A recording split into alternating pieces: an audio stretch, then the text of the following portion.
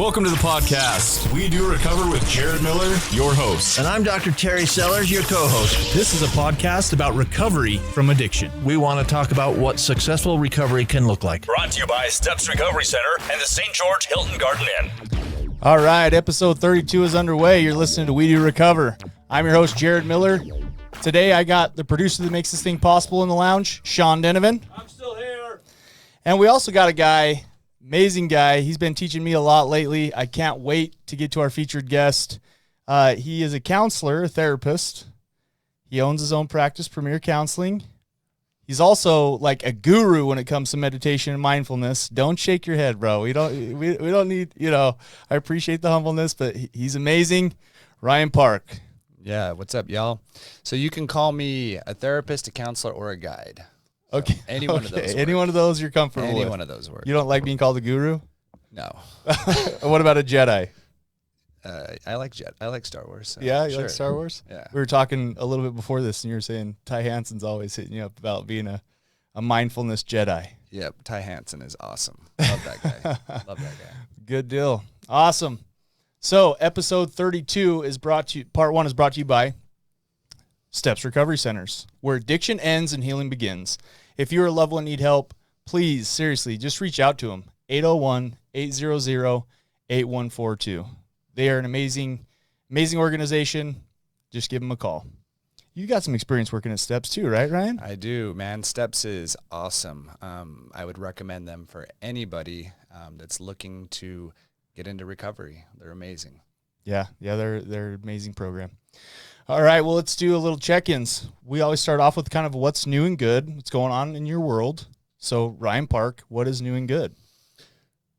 There is a lot that's new and good in my world. I just feel that I live in a world of gratitude and blessings, and very grateful to be here today.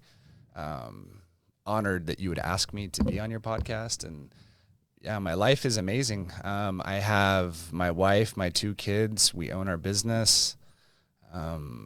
Just love, man. We have a beautiful life, so I'm very grateful. I'm grateful because, just to be totally transparent, when I first asked you, I had to do a little begging and pleading. I think at one point I was on my knees, and you were walking away, and I was like scooching, right? Like, please, come on. Just kidding. But you shared this isn't your natural element, right? No. So you're in a growth stage as we speak. Yeah. So doing what I do for a living, I'm very, very comfortable in that. This is outside of my comfort zone. And so when you asked me to do it, I felt like this is a good time for growth. So I'll show up and roll with it. I love it. Well, I appreciate you, and I'm grateful for you being here. Thank you. I think you got a lot to offer.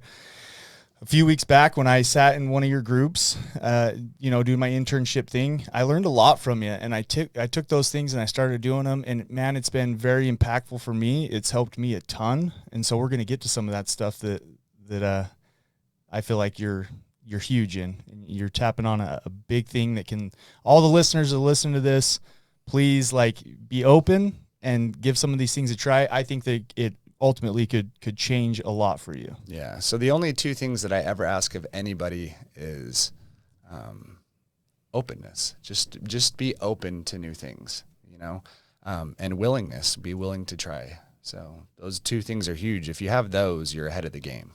Absolutely. Absolutely. I can't wait to get to it. Before that, though, Sean Denovan, what's new and going on in your world? Life's great. Nothing new. That's it. So Sean Work Denovan. a lot. I got a couple new podcasts coming up, though. Do you? Yeah, so I got some more people saying, hey, we want to do a podcast. I'm like, I'm the guy. Nice. Hit up Sean Denovan if you want to do a podcast. So you're looking pretty official today.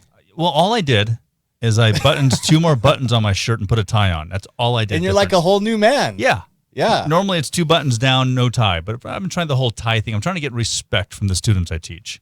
So instead of calling me Sean, they call me Professor Denovan now. Oh, all it takes is 2 buttons and a tie. That's it. 2 buttons and a tie. Ties that have been sitting in my closet for 20 years. And I'm like, I guess I'll put one on.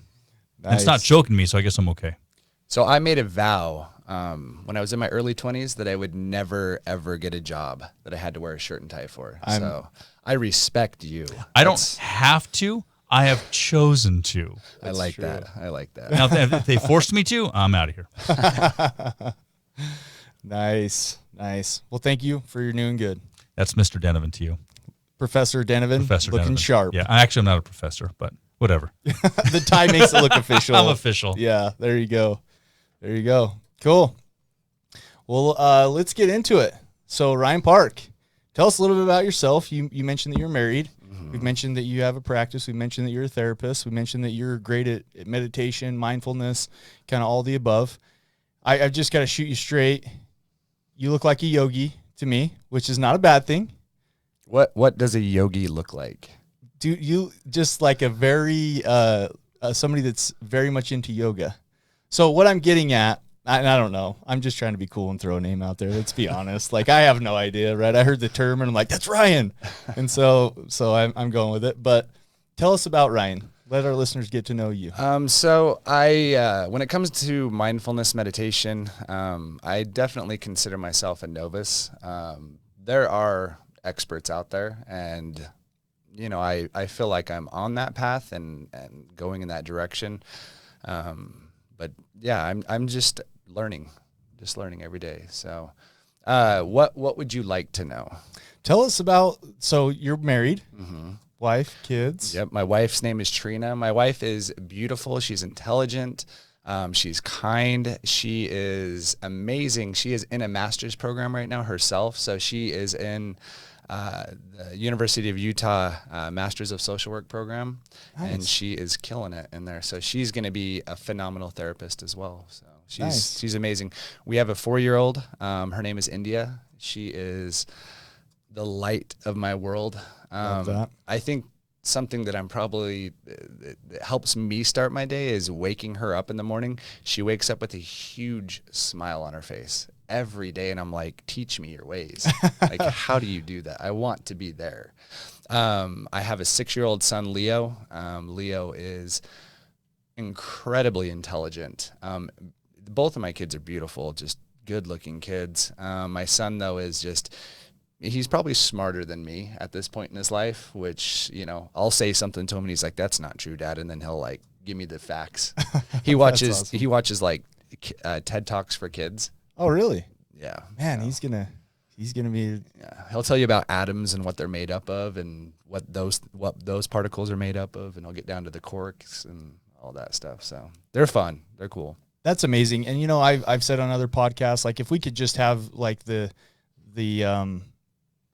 you know, wanting to learn, right? And being able to look at things with an open perspective like a kid does, I think we would all be so much better off. Yep. Because I find myself often in my schoolwork going, oh, I have to do this tonight, or I have to get this assignment done. I have to go and do this. And as a little kid, you don't look at it through that lens. When you're learning it, when your son's learning about atoms, he's not thinking of it like, oh, I have to learn about atoms, right? He's curious. He's naturally curious. They're like a dry sponge wanting to absorb things. So yeah, I always say that our kids are here to teach us. We're not here to teach our kids. Our kids are here to show us how to fully live and embrace life. Yeah. And to be happy and to have joy. Yeah, I could agree with that for sure. Great. So how long you been married? We're coming up on 10 years. Way cool. Yeah, which is Very cool. amazing. Yeah, Yeah. It's flown by. It's cruised by, and it just gets better. So I'm super grateful that she chose me. She is way out of my league in every way possible. So I got super lucky with her. That's awesome. I'm sure that she would say the same thing about you if she came on. Maybe. I'm a little interested now. Maybe we should dig into this. So how did you guys meet? Well, so I got sober at a certain point and really started to challenge some of the storylines that I've held for so long. One of them being that I was stupid. I felt from the time I was in probably first grade, you know, that I wasn't good at school. I struggled at school. I had a hard time learning to read. Never could learn math. Just really had a hard time. Got expelled my senior year. In my late 20s, that's kind of when things started opening up for me. Okay. And I started challenging some of those storylines that I held. And that was a big one for me, was challenging is what if that storyline's not even accurate? You know, what if I was just sitting in class and wanted to be outside playing and, you know, somebody gave me the title of, oh, he's a daydreamer, or he doesn't want to be here, or he's not good at school. You know, so I really started to challenge those things and taught myself math. I taught myself algebra. And I ended up taking a couple of college classes, and it was probably 2 semesters in, and I met her. So I was in an English class, and it was the first day, and back then, it's embarrassing, but I used to wear a lot of bandanas. I used to have a bandana on my head, my back pocket, my short bleached hair, and the teacher singled me out and said, "You're going to be a problem. I'm going to have issues with you." And I'm like, "No, like, I'm good. Don't, Right. You're not Don't gonna have a problem." don't judge this book by its cover. Yeah. So I immediately removed myself from that English class, and there was one spot available in a different one, and I got into that one. And I remember the first day I showed up, there was seats available all over the place, and this girl walked in late. And I remember thinking, wow, this girl is beautiful. And she awkwardly went through all the different places to sit and sat next to me. Wow. And so we just became friends all through the semester. I waited till the very last day to ask her out just in case she said no. Right. So that it wouldn't have to be awkward and sit next to her. Yeah, the fear of being turned down and the fear of refusal. Right. Yeah. I love that you shared that, though, because I'm kind of in a little bit of that stage. I've been in that journey even to this day myself, I'd say for the last probably 2 to 3 years. Like I've started questioning things like, do I listen to this music because I was told that this is cool, or do I really like this? Right. And just kind of challenging. I remember going through a phase where I was like, I'm going to redefine what beauty is to me, right? Because the world standards of beauty might not be my standard of beauty, whether that's in relationships, whether that's artwork, right? Like what do I like? Yeah. Kind of a rediscovery phase. Right. So that's cool. I like that. Cool. Yeah. So you did you did touch on that after your addiction. So you're a brother in recovery. Yep. So, not to really, because my story, it could probably blend into a lot of other stories pretty easily. So there's not too much significance in it, but it's kind of helpful to understand how I found the path. Yeah. Let's get it. And so, like most people, got into smoking marijuana, cannabis, and other stuff, 15. Got expelled, got some serious charges that led into getting into other things, opiates, Oxycontin, which led to heroin. Anyways, so my journey was that I finally got on, I found out about something called methadone it was methadone. And back at the time, they didn't even have clinics here. I had to go to Vegas to get it. Oh, wow. You commuted all the way to Las Vegas? Every day. Which is how long of a drive, just so the viewers can... We're in St. George, Utah. Yeah, it's an hour and a half. Hour and a half drive. And they closed at like 7 in the morning, so we would leave at like 3. So me and my brother were both together. My older brother, we were both on this journey together. And anyways, and being on methadone for about a year and a half, I was in IOP at a program here locally, and switched over to Suboxone, was on that for about 6 months, came off of that, completed the treatment program, just kind of did the traditional treatment, and it was really good. I really had the desire to change, but I didn't really, try to figure out why I started doing what I did in the first place. I just quickly jumped into a new identity, if that makes sense. So you didn't do a ton of self-investigation? No, I didn't do interpersonal work. I didn't even know what that was. Okay. Yeah, I just, thought, okay, well, now I'm sober, so now I'm going to be this and do these things. Got you. And was there a reason? Was there something that attracted you to that, or is that just what you thought you were supposed to do? Like, why the shift instead of kind of because a lot of times, so there's a building that's worth billions of dollars, right? Mm-hmm. Skyscraper. Well, they came to find out that the foundation on this building was wrong. Mm-hmm. They started seeing cracks in it. So here's this beautiful billion-dollar building that's basically worthless because the foundation was built. They didn't go deep enough to be able to support the structure. And what you're describing to me reminds me a lot of that, because it's like, if you don't get down to the root core, if you don't plant some foundations that are deep enough and do that interpersonal work, sometimes we start building on top of something that has a rocky foundation. Right. And I don't know your story at all, but I don't know if it led to relapse or not, or if you just came back later and did some patchwork. Yeah, no, it all resurfaced. It all came back. So, for me, my whole life was based around doing certain things. So getting high, the music that I listened to, the way I spoke, the way I dressed. It was your identity. It was my whole identity. I didn't know anything outside of that. So now it's like, just be a sober person. And I'm like, it was really uncomfortable for me to be like, well, who am I without that? And so I very quickly developed a new identity, new narrative. I didn't have an in-between phase where I was like self-discovery. I just jumped into something different just because I didn't want to feel that discomfort of, well, who am I without this? Got you. Or what is my life meant to be? And so you fast forward a couple of years and, you know, I never liked drinking. And all of a sudden I find myself going to parties, college parties, and come to find out I can drink more than everyone there, you know, and I use it probably as an ego thing where I can, you know, oh, look at me, I can outdrink everybody here. And you turned into Frank the Tank. Frank the Tank. Yeah. Yeah, for sure. Old school. Yeah. It's a good movie. Anyways. And that just, you know, slowly led into, me drinking in the morning. I would drink cause I had anxiety. You know, I was filled with dread and anxiety. I just had this fear of the future, you know, fear of what's next, obsession of what's next. And at the time I was working at an art gallery and it's Ancestor Square. It's beautiful. I ran 2 galleries and I would run back and forth between them. The owner was never there. She was in California. So it was just me. And man, I just lived in a world of stress, you know, just trying to make commissions, selling these, worried about money.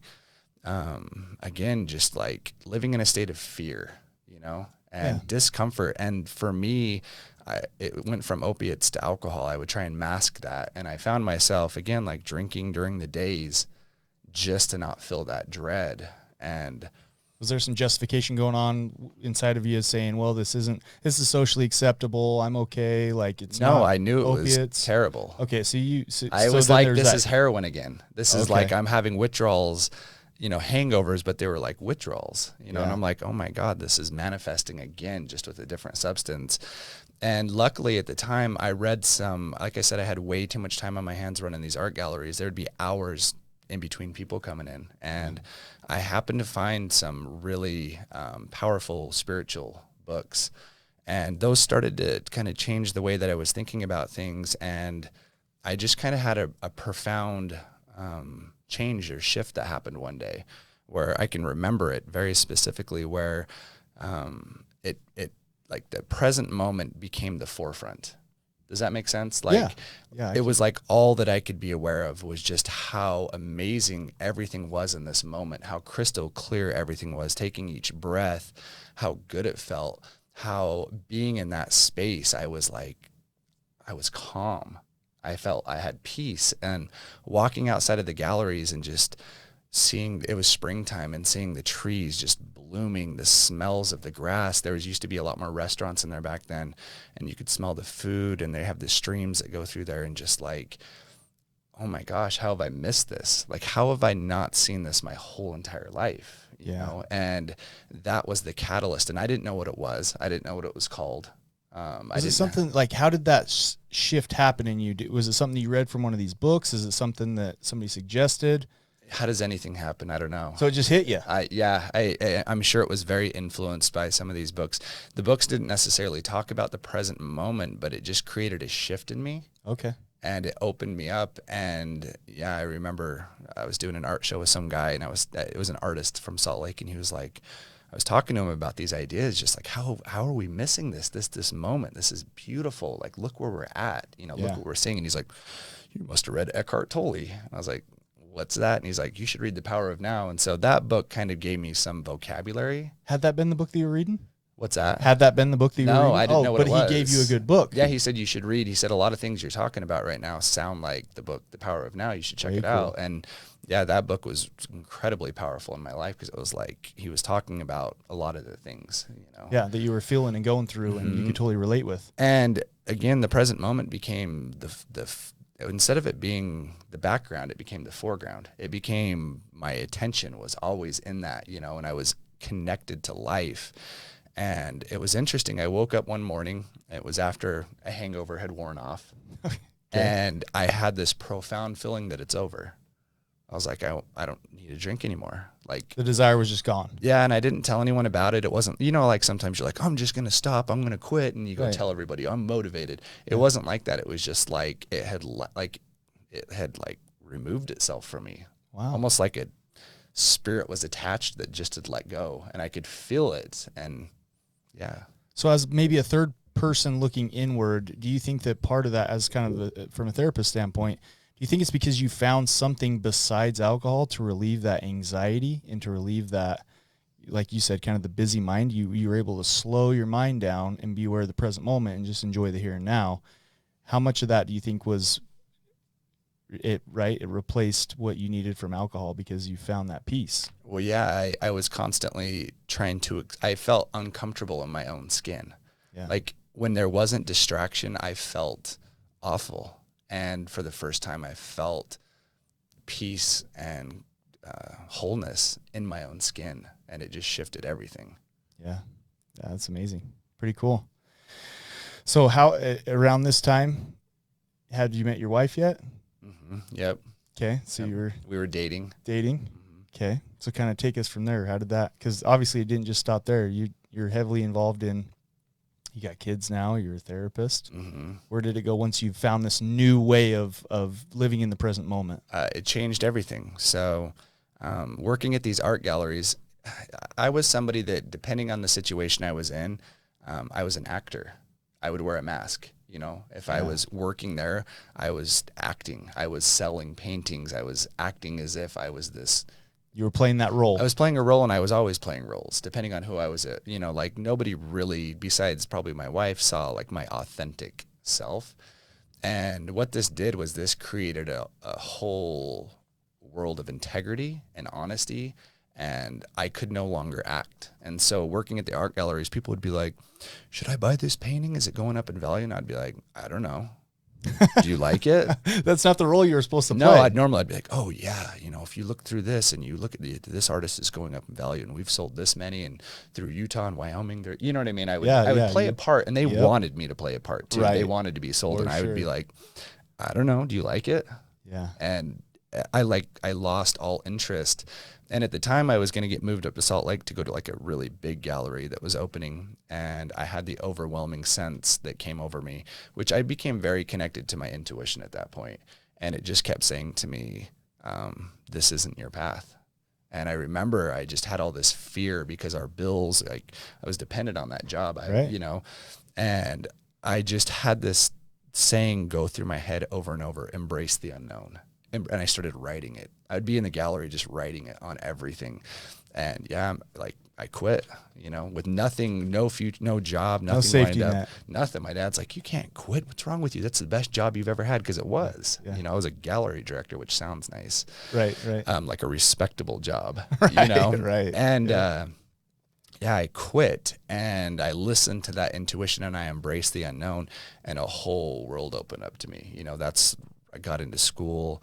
I somehow fell into getting trained to be a Prime for Life instructor, working in recovery, getting my SUDSI, and then ended up getting, you know, like for me going to school, I never expected to get a degree, and I did. I graduated with a bachelor's. I was on the dean's list somehow. So once you embraced that fear, the universe kind of opened up for you. It opened up everything for me. That's amazing. And you touched on something that I want to, it reminded me of the current book I'm actually reading right now. So for people that truly know me, they know I'm a book nerd, and that's cool. I embrace it. I love it. I love books.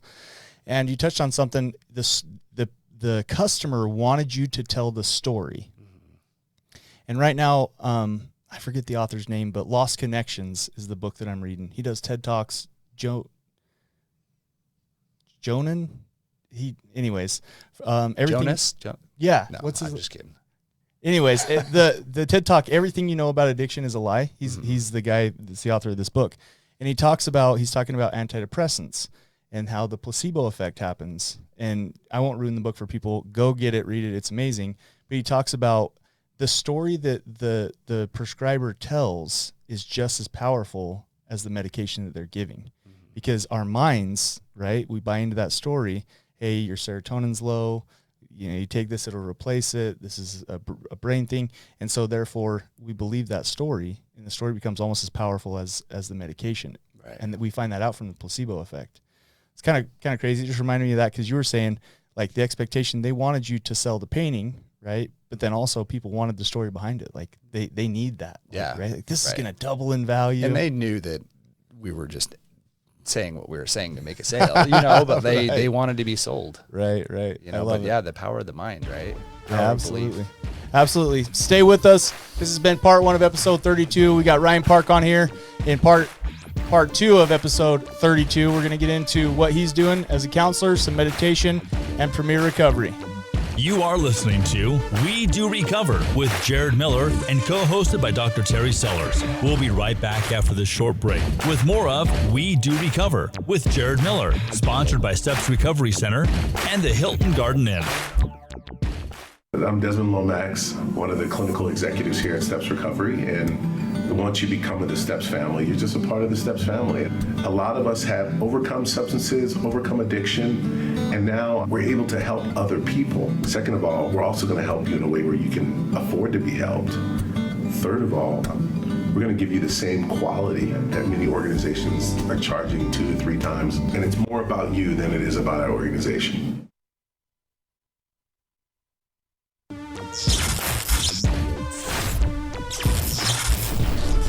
We welcome you back to We Do Recover with Jared Miller, co-hosted by Dr. Terry Sellers. Brought to you by Steps Recovery Center and the St. George Hilton Garden Inn. And now with part 2 of our podcast, Jared Miller and Dr. Terry Sellers. All right, and we're back. Episode 32 is going down in the books. Part 1 is over. We're jumping into part 2. Episode 32, part 2 is brought to you by the Hilton Garden Inn. It's always sunny and bright at the Hilton Garden Inn. If you're traveling through southern Utah, give them a Google search. Just type in Hilton Garden Inn, St. George, Utah. They have amazing amenities. Just the smell when I walk into that place, it's always so fresh. It's always so clean. Like the staff is always willing and you know, they'll go above and beyond with their customer service. Definitely give them a Google search. Check them out. Thanks to the Hilton Garden Inn. All right, so in the first part, we talked about kind of your path and how you came to this place. Mm-hmm. So I love it. We're talking about art. So where does it kind of go from there? Like you fast forwarded through a lot there. You said I you know, basically once you opened up yourself to kind of the universe, you didn't know the path and you had a lot of fear, right? And what was it that you wrote down? I apologize, I don't remember. Embrace the unknown. Embrace the unknown. And once you kind of took that in, it's almost like the universe opened it up itself to you and you found a path. Yeah. What was that path? This is it. You're doing it. I'm in that right now. It's being in alignment. Me and you talked about that, right? Like following the omens, seeing the synchronicities, seeing the signs that are always there, but you have to pay attention, you know. And when you get that confirmation when things are happening, and there's these connections that are happening, there's no feeling to describe really being on that path. And so again, I feel grateful to be here right now. I just think it's amazing. Really happy to be here. What I'd probably something good to kind of describe a little bit is something that I've run into, because I've been at a lot of different treatment facilities doing internships for my master's program, for my SUDC. A lot of people that are in groups, a lot of times have a kind of a misconception about what mindfulness is. So I would say that the term mindfulness is overused and rarely embodied.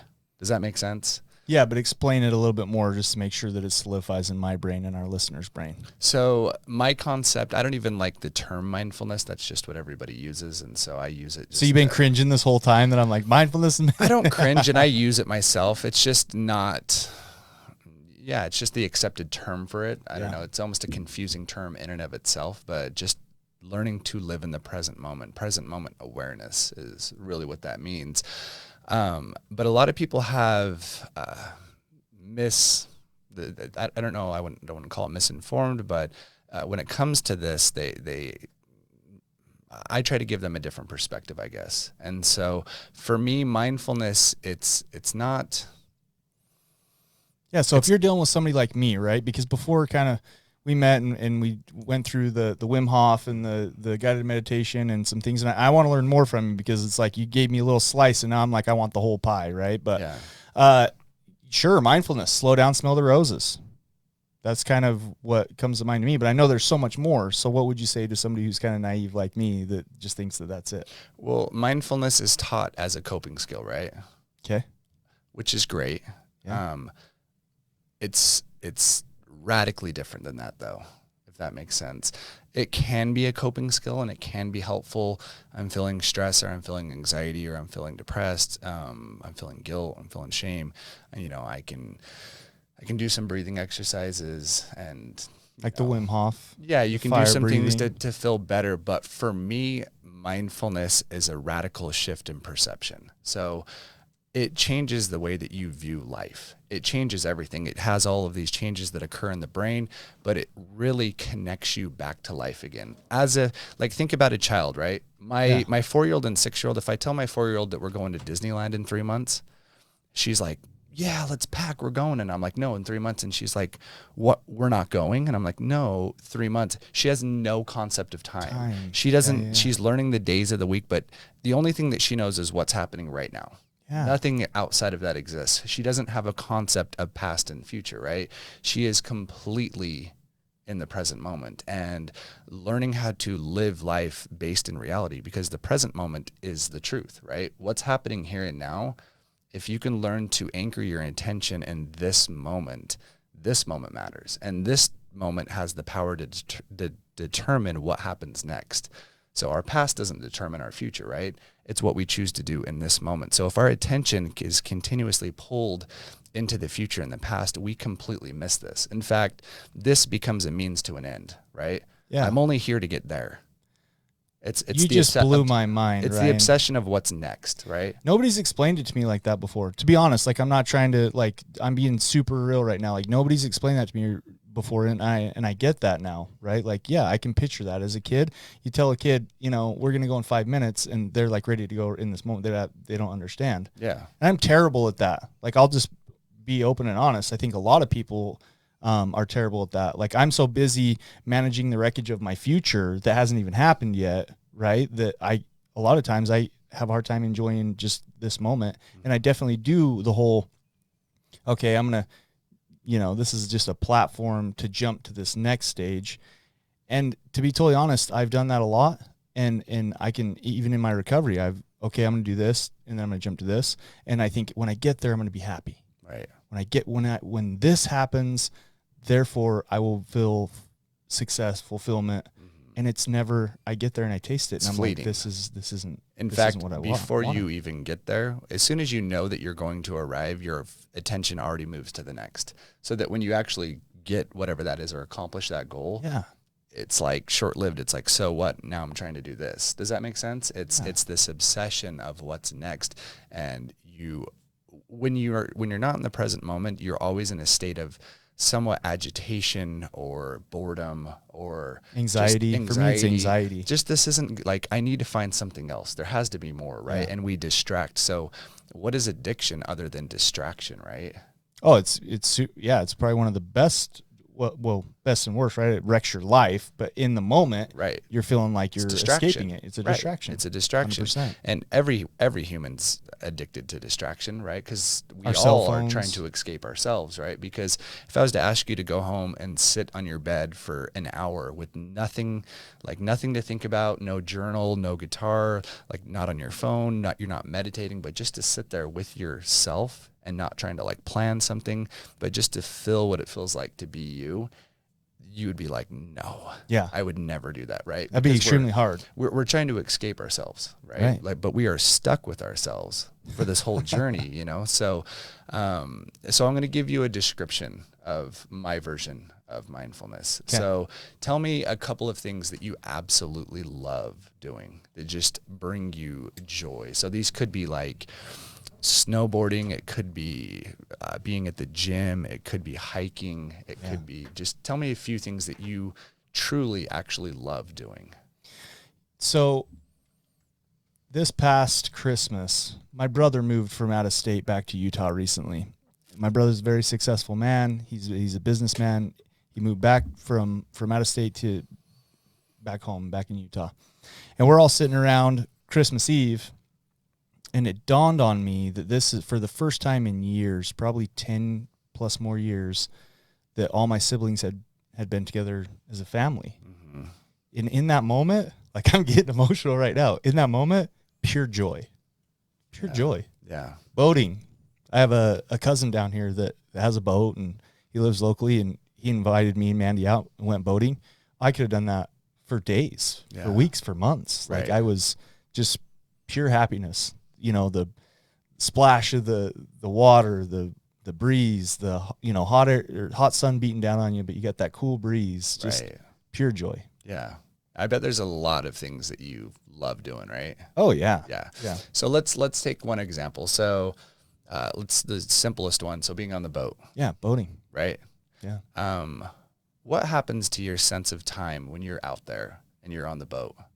You don't have your phone because probably you don't get cell service. I don't want it to get wet. You don't want it to get wet, so your phone's kind of put away. But what happens to your sense of time? Your like understanding of time? Yeah, I don't have it. It doesn't matter to me. Like, do you ever have the feeling of like, man, has it been 20 minutes or has it been 2 hours? Or I hope there's more time. Or you just don't know, right? Yeah, absolutely not. I'm lost. I'm lost. In the moment. Yeah. Right. The concept of time has absolutely disappeared, right? Right.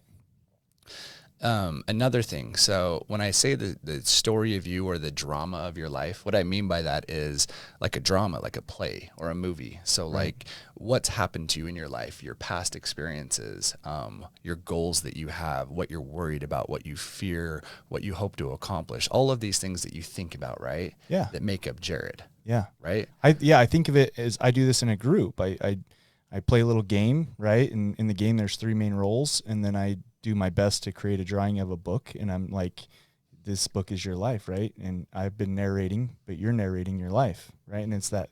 So I totally understand what you're saying with that. Like, and when you are, so do you like just cruising on the boat, or do you like being like pulled or wake surfing? What do you like to do the most? I would say all of it, but honestly, I have the most fun as a passenger watching somebody. Let's go with that. Okay. Let's go with that. So being a passenger and just being in that moment, the sun's coming down, the wind's hitting your face, the like little bits of the water are coming, and you're just like in that moment. What happens to the story of Jared?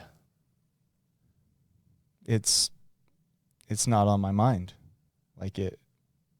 I'm not aware of it. My conscience is not focused on the story of Jared.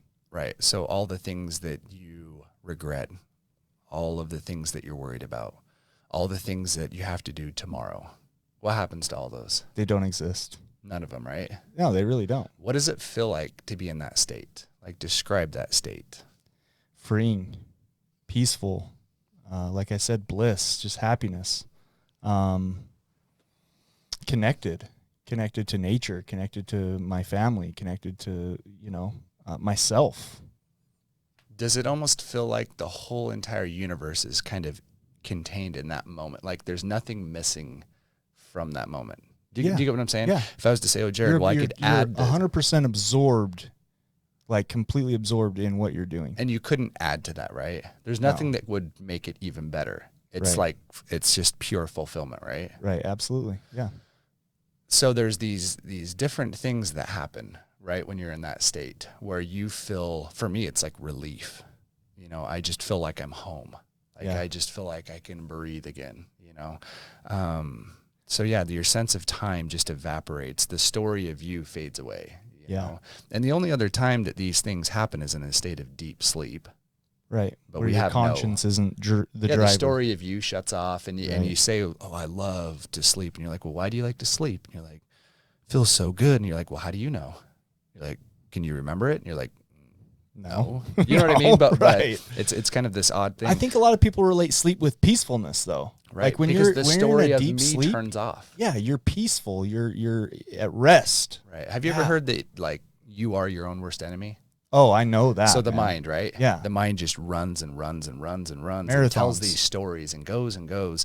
And so when you're in that state, all of that is gone, right? Yeah. And you're totally connected with life. And something that I notice when I'm in that state, so I love boating too, I feel very connected. So like you said, nature, family, like you feel love, you feel intuitive. You feel like you're connected to whatever that, whatever you consider to be higher power or God or universe or energy, you feel very in touch with that, right? Yeah. And I especially think when you say that, I especially think higher power, right? And I think energy. Those are the two that come to that manifest for me is a higher power. I feel close to God as my higher power, my creator. Yeah. And then the energy of my loved ones around me, I'm very connected with those two. Right. Yeah. Right. And so we do these things that are beautiful, right? I mean, you think of your senses in that moment. You're so in touch with your body, with the sounds, with the sights. If I was to say, close your eyes right now and to describe what it feels like when you're on that boat, like, what do you see? What do you smell? What are you hearing right now? Like, you could go into detail, right? Because your senses are so awake. They're so alive in that moment. But then we attribute that the feeling of that to the experience, right? Well, I'm only happy, or I'm only feel that way when I'm boating, or when I'm snowboarding, or when I'm surfing, or when I'm painting, or when I'm writing poetry, right? Yeah. Here's my take on mindfulness. Okay. The reason that you feel the way that you do in that moment has nothing to do with this experience necessarily. The experience is a gateway, meaning that when you're in that moment, you finally let go. And you just breathe and you connect, and your senses are vivid. They're wide awake, right? And you are connected to what life truly is, right? The sounds, the warmth of the sun, the water on your face, the spray, like all of it, you are just absolutely connected to it. What if that same state is always present? Meaning that, what if you sitting here right now, if you could take a few just deep breaths, like really deep breaths, and you could start to feel that energy in your body. You can start to feel your own presence. You can start to feel the life within you. You start to look and you start to see the details, and that same sense of relief, or what was your word you had? Connected. What if that same feeling of connectivity just washes over you? What if it's available when you're stuck in traffic? What if it's available when you're standing in line at Walmart? What if you're standing there, one view is you're like, gosh, the person who's doing the checkout, I got the wrong line, like, I'm important, I'm in a hurry, getting frustrated, judging, all those things. And the other one is you just connect back to yourself, right? That's all breathing and meditation is it's the opposite of addiction, which addiction is like distraction, right? Right. It's connection, and not just to others, but it's connecting to you. Yeah. Yeah. And I like that, because addiction is definitely a distraction. It also is a way to numb. Mm-hmm. And when you're in a, can I say mindfulness, right? Sure. You're connected, which is the opposite, right? And you're feeling, you're embracing your surroundings, which is the opposite of numbing. Right. So yeah, there's a breathing exercise called the Wim Hof Method, which is probably one of the greatest breathing exercises I've ever discovered. I do a lot of different breathing exercises, but this one in particular, it takes about 11 minutes to do it. It's very, very intense. It creates a whole lot of panic and anxiety during it, but afterwards, I thought I was going to die. Yeah. I really did. Yeah. It's you warned me though. I did. I oversell it sometimes, but it is intense, right? Yeah. Very intense, and you have to put your all into it. But what you're going to experience on the other side of that is this feeling of the mind just racing. Normally it's going, the mind just comes down. And if it's having thoughts, they're very few and far between, and they're usually about this moment, not about something later today or yesterday, or it even stops completely, and you feel call it chi, call it energy. You feel connected to you. You feel your heart. You feel your presence. You feel gratitude. You feel relief. Yeah. So for me, it was super powerful. I'll just kind of talk people through it from my experience. I'd never done Wim Hof. Met Ryan, sat in on one of his groups. We did Wim Hof, and it's intense breathing, right? Followed by periods of holding your breath, whether it's exhalation in a hold or whether it's inhalation in a hold. And check it out. You can find it on YouTube. Hit up Ryan. He'll take you through it. It's amazing. The things that happened to me was first this sense of like, I felt so much blood in my head, right? Like I felt my face was tingly. I felt this rush come up my spine and in the top part of my head. And then probably around round 3, it was like emotions.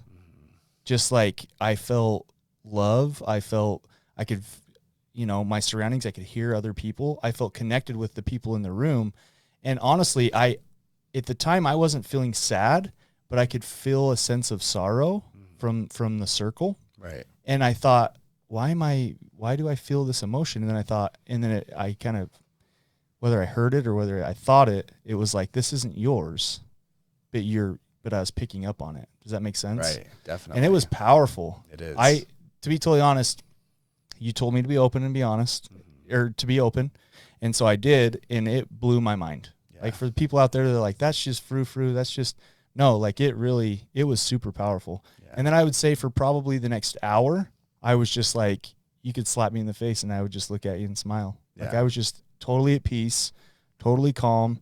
And I'm the worst at, like, my mom will tell this birthing story about how I couldn't wait. Like, I was almost born in a wheelchair, right? Because I was a rush to get in this world. And she always follows it up by, I haven't slowed down since. Like, I'm just constantly go, go, go, go, go. Right. And so it was, I've been into this lately ever since I met you, because it really did. Like, it really helped. I was missing a huge part of that in my life. Even my older brother, Jason, has shared to me, like, dude, just sit down and, like, breathe for a minute, right? Because I'm always kind of on the go and high energy. So it's been a huge impact in my life. Yeah. So like, what is mindfulness though? So the state that you were in on the boat. Yeah. What I'm saying is that you can learn to live life from that perspective, and it shifts everything. The way in which you experience life radically changes. And that's what I feel like I'm starting to come into a little bit. Right. I'm trying to live a little bit more in the moment. I'm trying to remember to just take deep breaths. Like, have you heard of the 4 seconds in, 8 seconds out? You repeat that 3 times, and that helps a lot. Yeah. Like, to kind of bring myself back to this moment. It's cool, though, you're talking about even in traffic or even in the grocery line when you're, 12 people back and you start to get that anxious, those uncomfortable feelings. I haven't been able to get to a point where I can do that, but you're saying it's possible, and that's pretty cool. Well, and I'm not even saying it's that difficult. It's hard to do it consistently. It's remembering to remember, right? Because our mind is racing all the time, and it pulls our attention into it without consent. It just goes and does its own thing. Right. Half the time I'm like, when I catch my thoughts, I'm like, who's the director? Like, like random fake videos happening in my head or fake conversations. Like, I'm not directing that. I don't know who is, but some weird stuff's going on. Right. Our attention is just always getting pulled into that. And so it's remembering to come back to here, right? Yeah. Breathing, like feeling your body, noticing right now what it feels like to be present in your body, to feel the weight against the chair, to feel your feet on the floor. Like, you can start to just pay attention to your feet, and you can start to feel this subtle energy in your feet. You can feel it in your hands if you just like put your attention into it. And the cool part about this is that this is inclusive, meaning that a lot of people think in recovery that there's this path and there's this path and there's this path. Well, this thing that we're talking about is inclusive, meaning that you utilize this and it changes the way that you experience the world, and you can utilize all the other things, and it changes the way that you experience everything. Right. And it doesn't have to be this or that. Like, you can still go to church and have religion and feel spirituality and feel mindfulness and right? Like, it doesn't have to be one or the other. Yeah, of course. I just think that for me, that inclusivity, meaning that all is accepted, all ways are beneficial, and everything is valid. So your experience is valid, and what you've been through and how you were able to get to where you're at, that is incredibly powerful and valid. And then if there was somebody sitting here, how they utilized it and their journey, that is incredibly powerful and valid. Yeah. What certain things there is come no to wrong us. answer is what I'm getting from you. There is no wrong answer. There is no wrong experience. Whatever it is for you is exactly what it was supposed to be for you. Right. Am I safe in saying that? Right, because everyone's journey is different, and what they need will come to them in the moment they need it in, right? We're always trying to figure out what we can do before the moment's there. How can I do this, or how can I accomplish this? If you could let go and allow the moment to be, what you need will come to you right in the moment that you need it. But that's called letting go and having faith, right? Right. Which is very hard to do because we want to control everything. Yeah. Yeah, fallacy of control. I'm definitely guilty of that. So am I. Yeah, very much. Steps to surrender. I'm pretty sure that's in the steps to surrender too, of just letting go and trusting in something greater than you. Mm-hmm. Yeah, definitely. So let's talk holy cow, this thing has flown by, Ryan. I feel like I've been in a meditation this whole time with you. So I just got to share a quick experience. I used to do the guided meditations after I met with you, and because I have such a busy mind, they were helpful. And I'm at the stage now where I'm trying to do it just to music. I like that. Do you have any tips for people that are just trying to silence the mind and be in the moment, that maybe need to switch from a guided meditation? Because they're different, a guided meditation. Sorry, man, I'm only leaving you like a minute. But it'll be a great outro, and then they can get a hold of you. Yeah, so the breathing, most of us, if we just try to sit down and meditate, our minds are busy. And then if we close our eyes, our mind gets even louder. And they're like, oh, we can't meditate. This doesn't work for me. No, that's the nature of the mind, right? And so learning to do breathing exercises, it's the breathing exercises that takes our attention and focus away from the mind, which the mind then starts to slow down. Like the more you pay attention to your mind, the more momentum you give it. It's like a longboard wheel. You just keep spinning it faster. When you remove attention and put it into your breathing, the mind will start to slow down, right? And so if you can learn some breathing techniques and incorporate that first and then do some meditation. Get a hold of Ryan. Trust me, you won't want to miss out on this. It's an amazing exercise. He's a great dude. I know that I personally want to learn more from you. So I'm going to be getting a hold of you. How do we get a hold of you, Ryan? How do we get involved with Premier Counseling? Premier Counseling Services. So we're here locally in St. George. We offer IOP, general outpatient mental health counseling. We do everything. We do EMDR. Just What's the call phone number? 435-610-1696. Awesome. You've been amazing. Thank you so much for coming on. Thank you for joining us today on Appreciate it. We Do Recover with Jared Miller. Help us spread our message of hope. Like, comment, and share.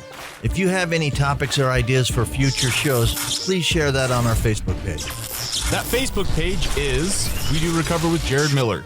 If you or a loved one needs help, please reach out to us. Again, thank you for listening. Brought to you by Steps Recovery Center and the St. George Hilton Garden Inn.